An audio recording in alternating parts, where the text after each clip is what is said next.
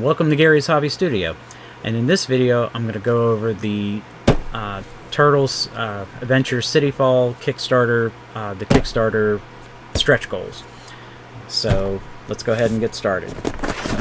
And I will also tag up in the top left hand corner the previous video, and at the end I will have the first two, parts 1 and 2, for the Kickstarter. Slide these out. And so I will go over each of the characters that are in here, both visually and through the cards. First thing we have here is the book. Looks like it kind of got a little foobarred in the shipping. I'm not going to really worry about that. We already had where not only did the Mega Mouser get destroyed, like literally, like I said, this, and we also are missing the little plastic pieces that will clip the pizza spinner boards together. I'm not going to show those. I don't know if it's going to be in this video or if it's going to be in a fourth one, but I'm not going to show those till we get those plastic pieces, and then I'll cover it in a separate video. But as you can see, it tells you the different icons here. You know, a star with a green circle indicates a hero's starting point, and RGB indicates which color of that character's villain ability cards to add to the villain player's deck, and that's in cooperative mode. Has a picture layout of what we're going to go over. And we also have some of the different characters here, like Flyborg, Mouser Flying. There's 15 of those. Baxter Stockman with Disintegrator, Pigeon Pete, Scratch. I'm going to say Koya. There's 3-foot Assassins, the Rat King. Can't even pronounce that. I want to say Savat. Savat Ninja, there's 10 of them. Victor Savat. I'm going to say that's Worm, but I could be wrong. Stranger, Alloplex Survivor, Metalhead, and Leatherhead. And we'll go a couple more pages. Looks like some artwork. It's really nice that they made these look like comic books, the actual instruction guides. So that's the guide.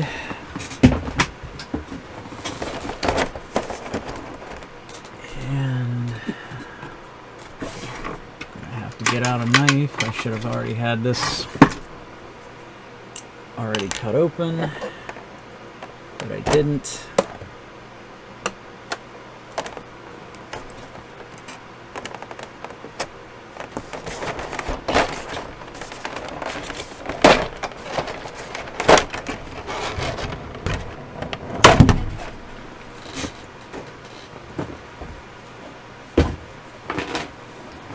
Alright, so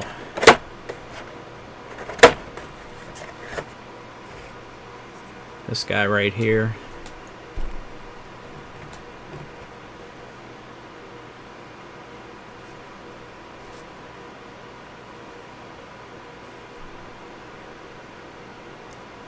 oh, these webcams drive me nuts.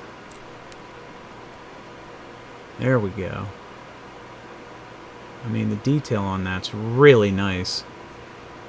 Again, can't wait to paint these guys.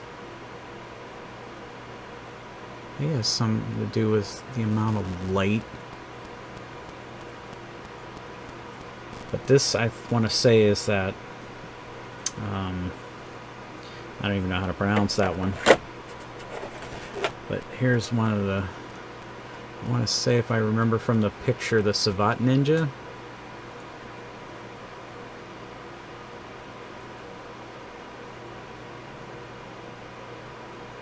Come on, focus.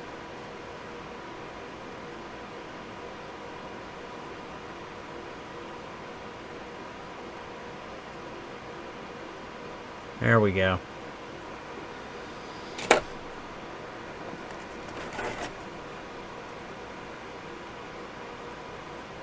The Rat King.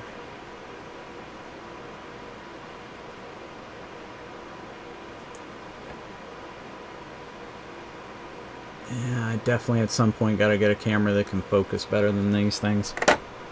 Weird thing is, the one coming at me is fine.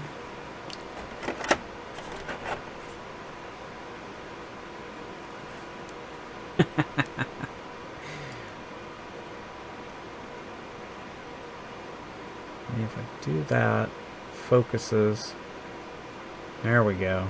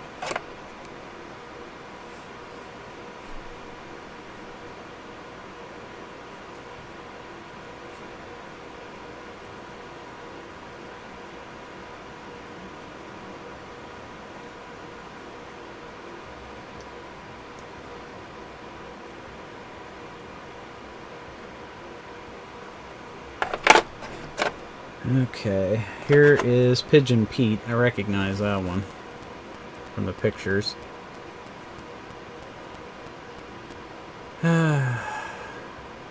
Webcams, I hate you.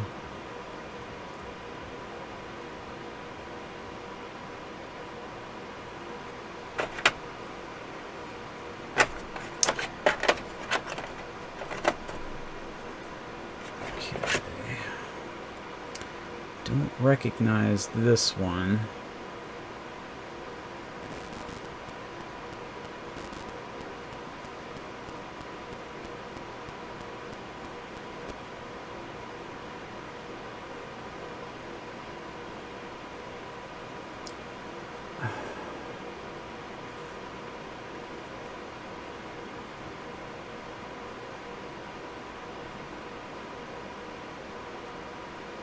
Try it one more time.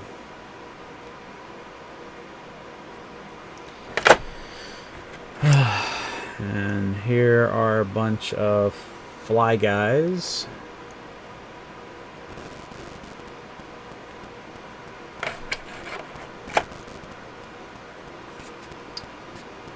And here's Baxter Stockman with the disintegrator.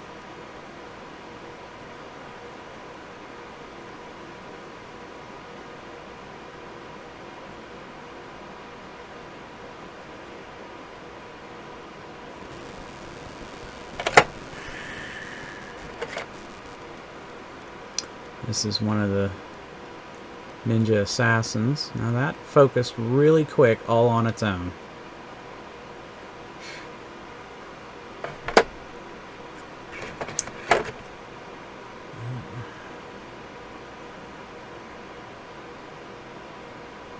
Yeah, that actually worked pretty good too.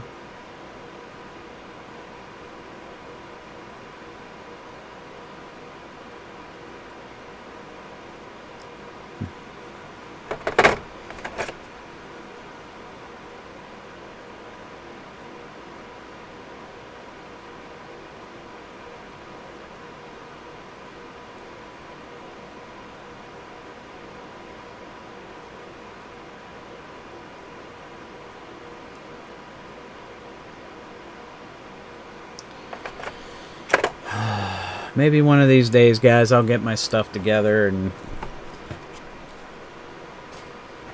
so it's all the fly guys. Yeah. Although I will have to straighten out this ninja his sword is like bent. If you'd like to see any videos on me prepping these for painting or even painting them, you know, feel free to leave a comment down in the below. Let's see. Covered that one. Just check and make sure I didn't miss any.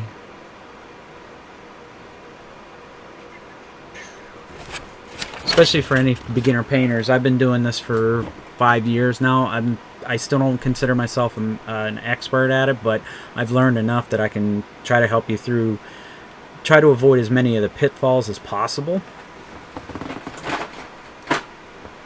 I have a video which I can also link up in the description here, link up here that about painting on the cheap, about how to start painting and picking up some of the tools for not that much money. Believe me, you'll spend a lot. So some more tile boards. There's only 2 of them.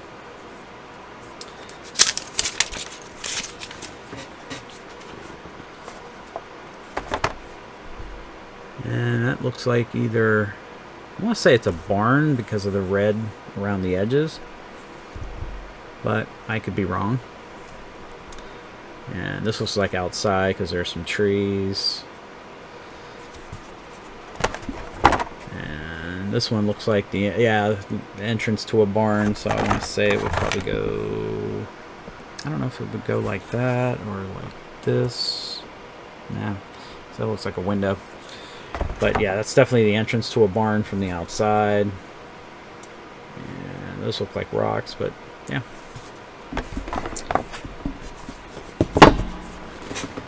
Now I'll probably have to look through the manual. I'm not sure what these are. I want to say these are for the large character cards that tell you about what each turtle or villain or group of villains, like the thugs and stuff like that you can put in here. And then I'm assuming these are like for like the tokens, which I'm sure we'll find either here or over there or whatever. And you get quite a few of these. 2, 3, 4, 5, 6, 7, 8. You get 8 of them. Oh, and if you are interested in this and missed the Kickstarter, miniaturemarket.com has this. It has the entire Kickstarter set available. I am in no way affiliated with it at all.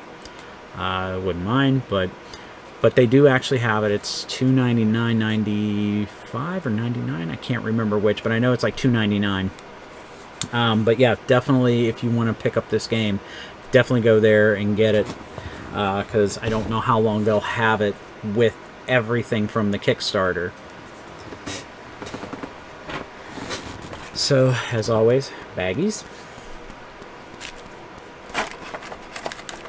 And here I'm assuming are the dice for some of the characters in it. Not sure what's what. Considering this is new to us, we will have to read the instructions to see like who these dice belong to. I know these are probably, I want to say attack dice for maybe some of the characters like Pigeon Pete or something like that. But we'll definitely have to read the instructions on that. As with after the first video, these are just cards that will, you know, give the characters like extra things. Like this one here says acrobatic dodging. This card may only be played at the start of Aloplex's turn. When this card is active, Aloplex skateboard icons also count as shell icons. However, she can't combine action dice when attacking. That kind of sucks. But considering the skateboard shells would be, you know, yeah, Aloplex skateboard icons will count as shell icons to deflect damage. That's actually a plus. So let's get into the character cards here. So here's Aloplex, Survivor, speed of 5. Not sure what these icons are. Health of 8 or 9. That's pretty interesting. Aliplex does not lose her remaining move points when she begins a new action. The climb terrain move costs 1 less move icon to perform, and Aliplex does not suffer fall damage. Interesting. Interesting. Apex, that was that one big bird, because it didn't tell me that in the manual, I don't think. Or either that or I didn't pay attention, one or the other. While Koya's life is above 5, she does not need to break away from enemy figures, may move through, but not end a move action on figures, and ignores non-blocking terrain effects. Nice. It's kind of like some of the ones from Imperial Assault. Like if they're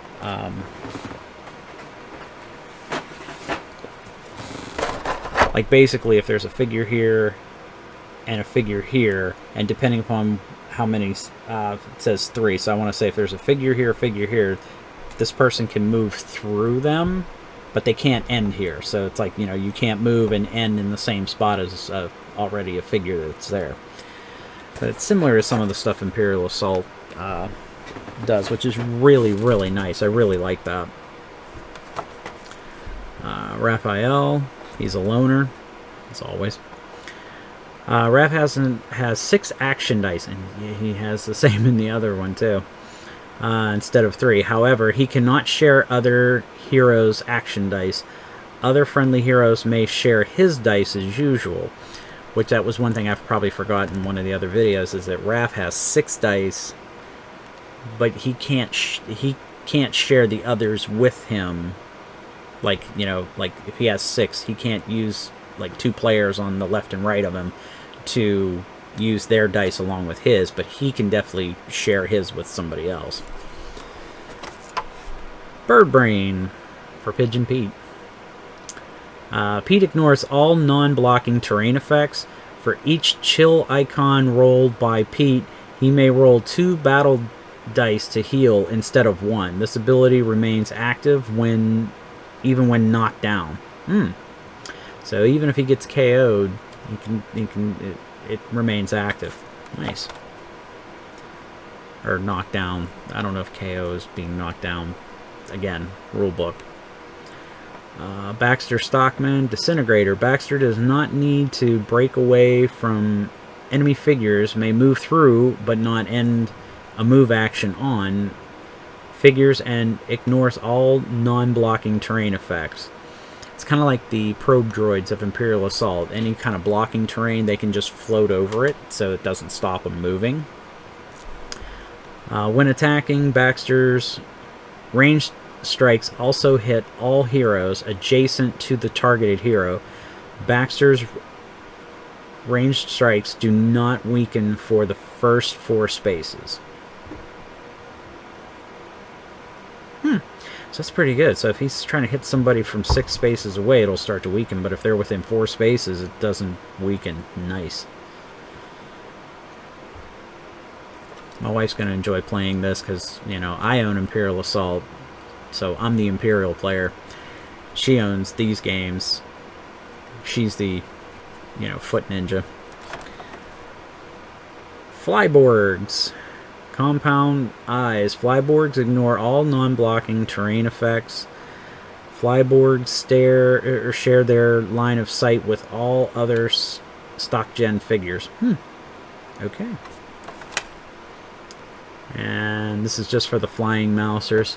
Flying Mousers are considered to be regular Mousers, except they ignore all non-blocking terrain effects and have priority over regular Mousers when spawning. Up to 3 Mousers may share a single space when attacking or defending. Mousers do so as a space together, with hit and block attributes equal to the number of Mousers in that space. At the start of their turn, all Mousers perform a move action. Once all Mousers have moved, each space of Mousers makes an attack action against each adjacent hero. When defending, all Mousers in a space are destroyed by a single unblocked hit.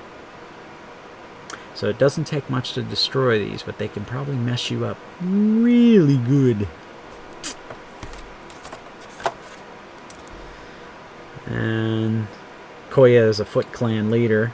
Predator. Koya does not need to break away from enemy figures, may move through but not end a move action on figures, and ignores non-blocking terrain effects.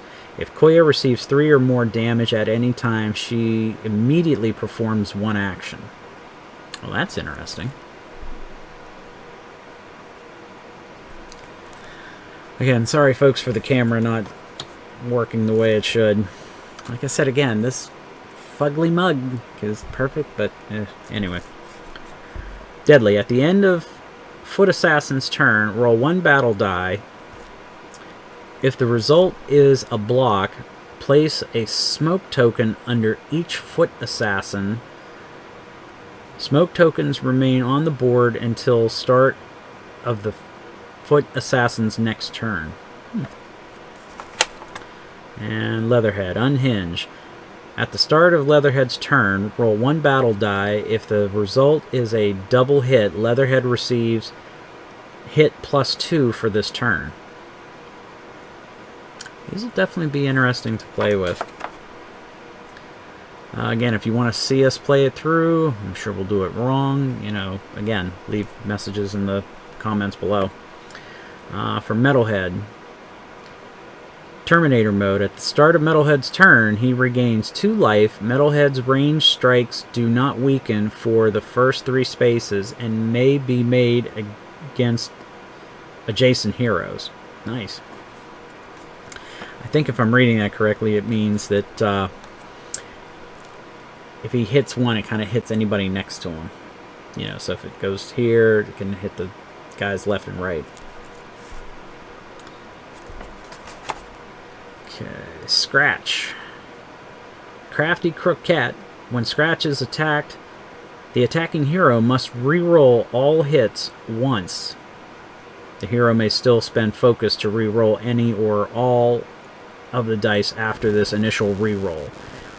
If Scratch is not within strike range of an enemy's figures, he spends melee strike actions as if they were ranged. Definitely have to look that up. I think I might understand it, but we'll probably have to look that up. And the Stranger. Trickster. The Stranger begins the battle with 3 initiative cards in the initiative deck. When one of his initiative cards is drawn, place it adjacent to his villain sheet, discard any initiative cards already in play, and use the attributes and abilities detailed on that card until another is played. At the end of the Stranger's turn, if there are 2 or more heroes adjacent to him, place the Stranger adjacent to the hero furthest away from him on the map, even if this wouldn't be possible with his normal move action, ignoring breakaway. A little confusing, probably gonna have to look that one up too. I may have an idea on it. Oh, he's gonna be fun to paint like that. Nice. For, I'm gonna say Worm or Wyrm or something like that. Wiggly Weirdo. Wyrm ignores slow and rough terrain. At the start of Wyrm's turn, roll 1 battle die. If the result is a hit, Wyrm receives hit +1. If the result is a block, he regains 5 life. Holy crap. Wow. If the result is a double hit, he performs a ranged strike against all heroes within 2 spaces. Interesting. Very interesting. Savat Ninja. When moving, Savat Ninja ignores all terrain effects except blocking, obscuring, and harmful terrain. And Victor, French Assassin. When moving, Victor ignores all terrain effects except blocking, obscuring the obscuring and harmful terrain. Victor's range strikes may be made against adjacent heroes. Nice. And the Rat King. Pied Piper. Rat King does not need to break away and ignore non-blocking terrain effects. Rat King's range strikes do not weaken for the first 3 spaces. Defending heroes roll battle dice equal to their skill attribute instead of their defend attribute. This may not be modified even with shells. When Rat King is attacked, roll 1 battle die. If the result is a double strike, Rat King swaps places with the hero furthest away from him, following targeting priority. Before the attack resolves, the hero that swapped places is now the target of the attack and defends normally. Nice, so basically you can swap places. That's gonna suck. Just depends on who I play, you know. Flyborgs. Compound eyes. Ignoring all, Flyborgs share their line of sight with all other stock gen fake. Yeah, it seems like it's the same, even though it's stock gen machine minion. Looks like the flying mousers for that, because they have like a couple of different versions of this. So I guess I'm assuming again for cooperative and competitive playing. And same thing with this. Same thing with the French assassin. And this one's Foot Clan leader. Does not need to break away. And same thing with the foot ninjas, or the foot assassins. So there's pretty much all of that.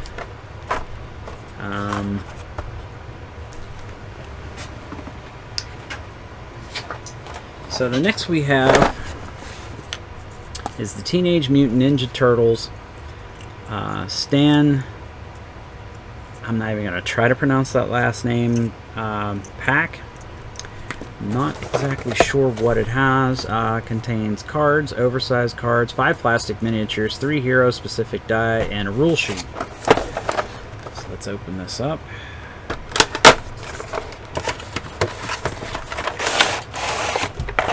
Alright, so in this box we have,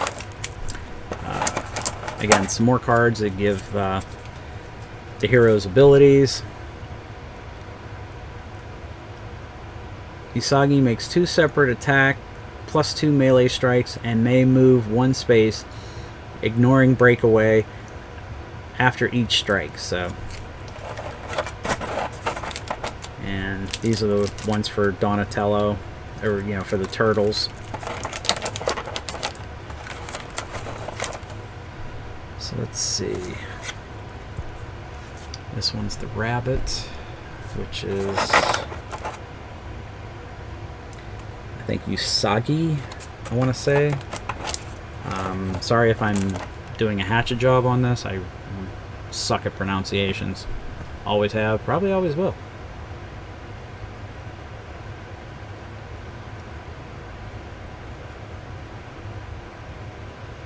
I get...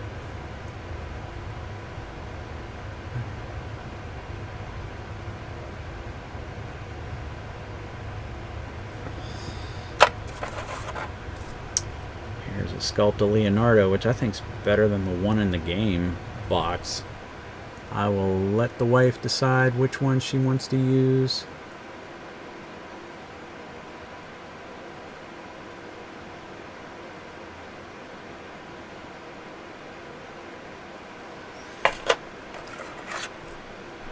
Here's my buddy Donatello.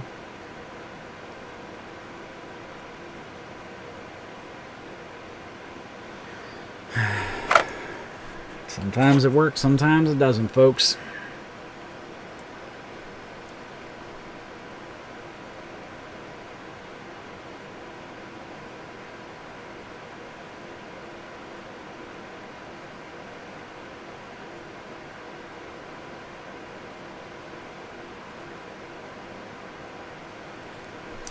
That was Raphael. And here's Mikey.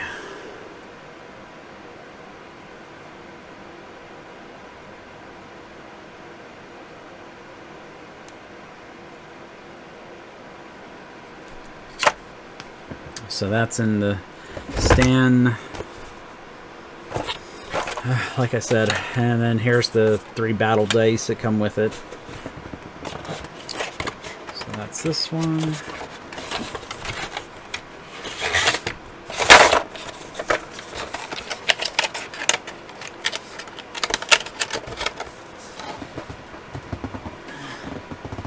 And here is the Deviations pack.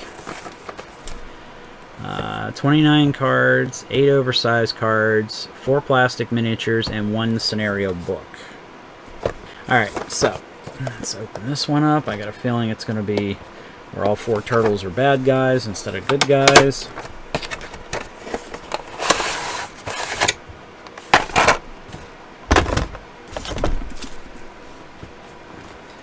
So here's the book. Again, the legend.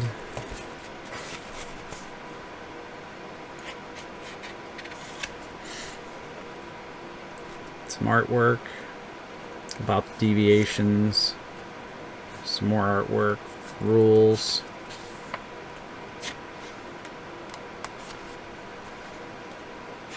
And like how to set up the board for the scenarios.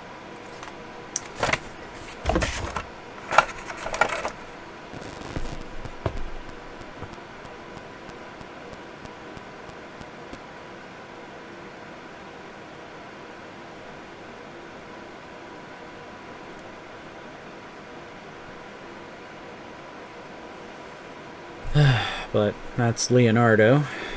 I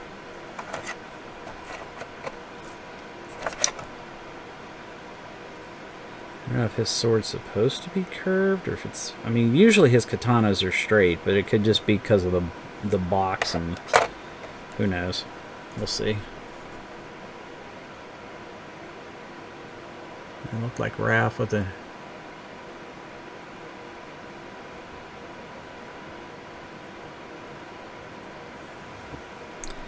Yeah, he's definitely got like an evil smirk on his face.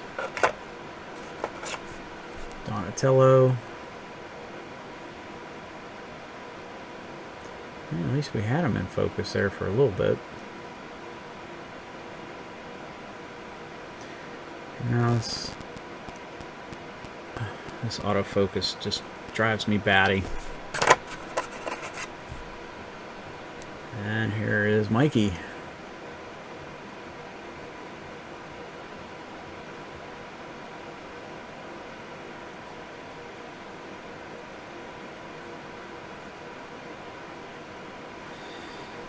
Okay, and the same thing. Here's their character cards for the deviations. And here's a going away present. While active, if a hero is reduced to 0 life, the villain player may play an additional card this turn. So again, we'll have to definitely read the rule books and everything and see how all this stuff plays out. Because they've actually done, I mean, just from reading some of the stuff, you know, during these unboxings, it actually looks really good, and it seems like it's going to be really good. So it'll depend on time, you know, like once we get to it. Again, I have to try to convince the wife to use foam. Again, I'm not affiliated in any way, although if they want to, please feel free. KR Multicase foam, I think, is by far the best. They don't keep up with a lot of the games that like Battle Foam does. Like Battle Foam practically has, I want to say foam for just about every, I wouldn't say just about every game, but the most popular ones out there. They have stuff for Imperial Assault, Doom, the original Turtles Kickstarter. I really like their foam, but okay, Secret History of the Foot Clan. And this one's nice because it will have Krang in it, which is what my wife wanted in the first one. So, again, right there. Tells you about arcade battles, tragic beginnings, Secret History of the Foot Clan, skirmish mode, Hamato Yoshi, Krang, Kitsune, at least I hope I'm pronouncing it right, Oroku Saki, Hamato Sons. Yeah. So we'll see how many miniatures we get.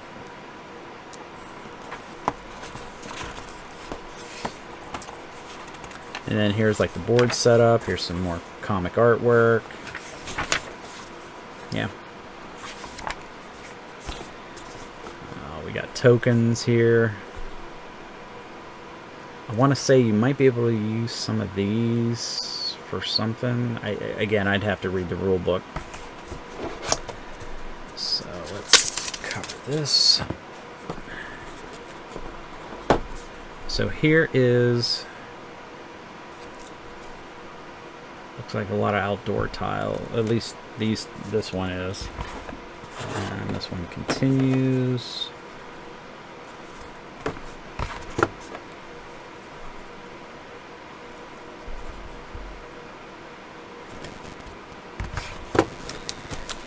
Again, here are the player boards and their ability cards. I will cut your heart out. Saki leaps up to 3 spaces in a straight line, and then he may make an attack +2 melee strike. And here's the cards for these. But here is Kitsune.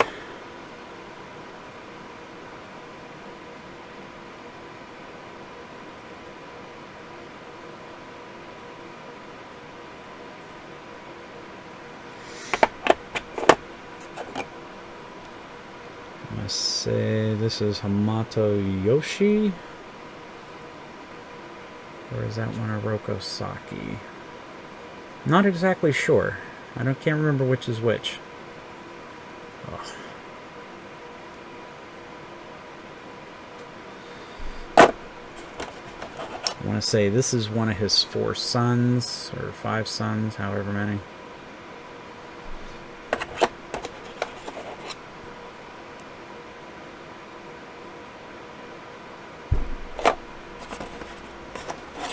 It's neat that these guys are using the same weapons that the turtles use.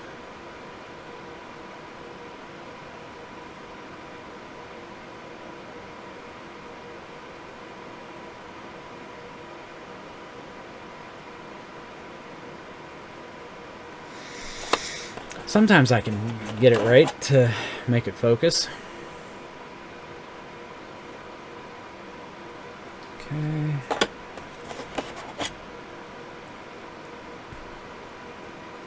Here is Krang.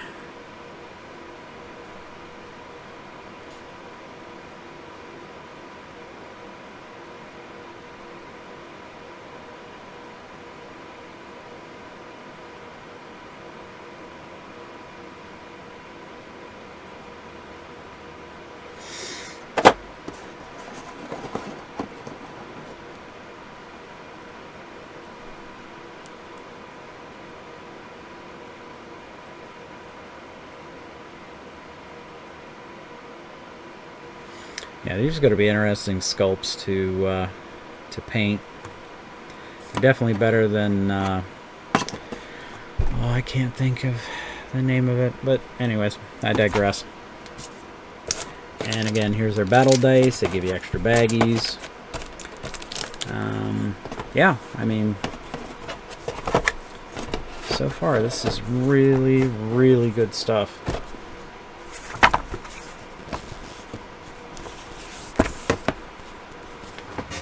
I have seen people's reviews, some people's reviews online, and there's some people that like really want to bash the game. Why, I have no idea. Now here's the villain upgrade pack, and I think, yeah, it just carries 60 cards, 12 oversized cards, 24 hero specific dice, and 1 rule sheet. Let's open this up and take a look at it. I'm not going to dive too deep into it.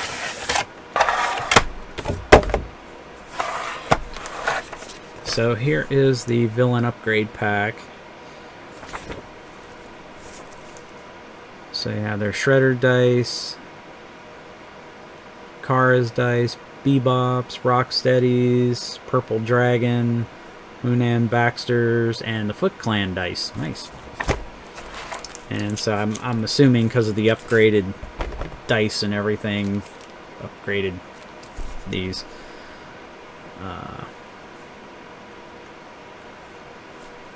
But yeah, it says here for Baxter. I'll read the top cards of the packs, but I'm not going to open them up and go like crazy into it. Genius. Baxter regains focus, but not life, whenever he rolls shell icons on his action dice, as though he had rolled chi icons. Baxter receives a figure pool of 12 Mousers, as well as the Mousers spawn and Mousers activate special move cards in addition to his other special move cards. These cards do not count against his limit of one special move per turn when used. Interesting. Very interesting.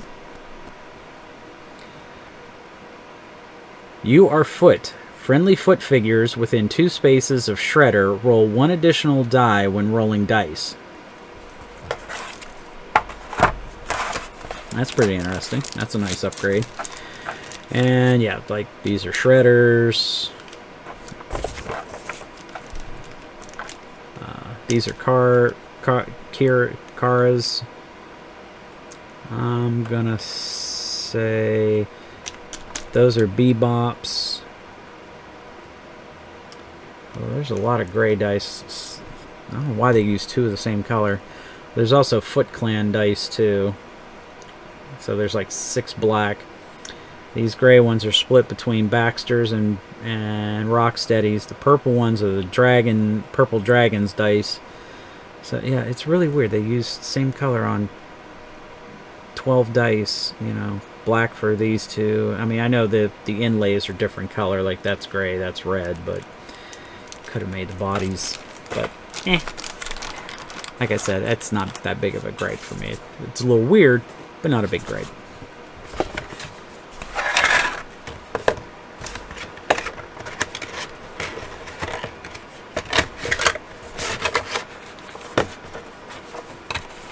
Cryptozoic, that's the one. That's the one.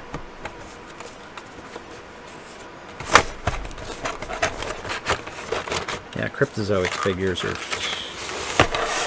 complete garbage.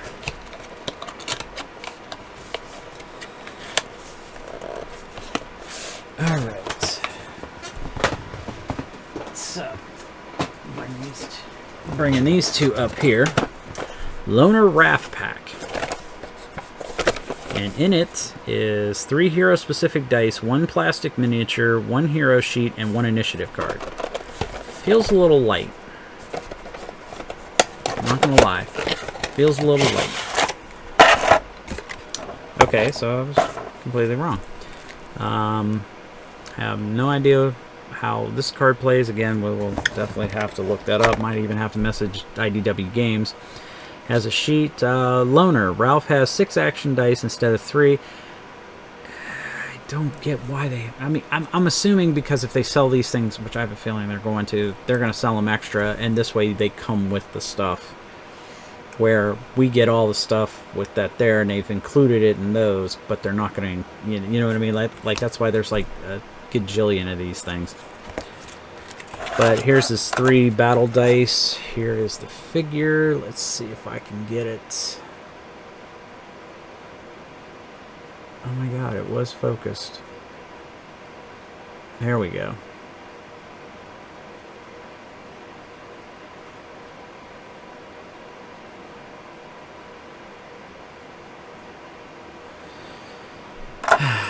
Anyway.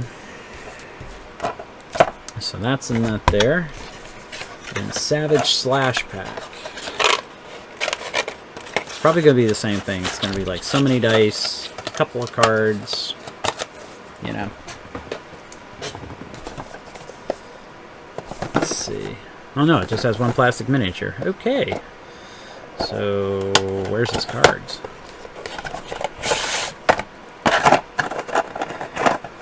Kind of reminds me of the turtle from the second Turtles movie, The Secret of the Ooze.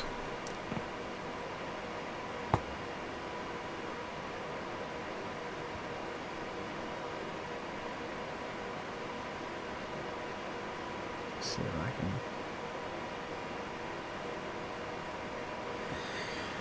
But yeah, like I said, this is going to be pretty fun to paint. And considering I'm an average, well, below average painter in my opinion, but I'm my own worst critic. See how well I can do with them. Okay, and the last thing to show is that here are the life counters. In the actual games, they actually have like whole pizza slices, and then like, you know, like, and then the pizza cut up into slices. So as your health goes down, you go from a full slice down to like, you know, so many like main slice, because I think like each coin, and again it's in the other videos, each like full size one, it's roughly about this big, they it's like, I think it's like 5 health. Okay, it's like 5 health, and as you cut it down, then all of a sudden you have like the little slices, like it's actually been sliced up, and those get taken away until you have no health left.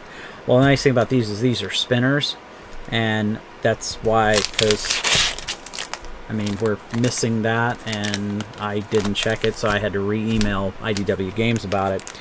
I'm not going to open it up because there's no point in opening up, because I can't really put them together. When we get the plastic pieces, I'll do that video as well. It'll be a follow-up.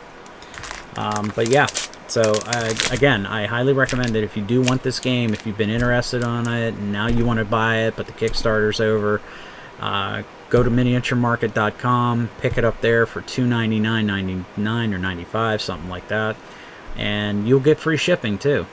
It'll be economy shipping, take a couple extra days, but you won't have to pay any shipping unless you want to pay it to get it there quicker. So all in all, that is the rest of the Turtles Adventures City Fall Kickstarter. If you guys have any questions or want to comment, you know, please do so. And always down below, you know, hit the like, and if you like this video and the content that I'm showing, and subscribe, hit the bell icon, click all. And, you know, like I said, give it a thumbs up, give it a thumbs down if you don't like it, you know, and comment, like, say, hey, you know, it sucks for blah, blah, blah, you know, anything, you know. Please help out with the algorithm, because the only way is if you like it or don't like it, you know, either way. But other than that, as I always say, have a good day.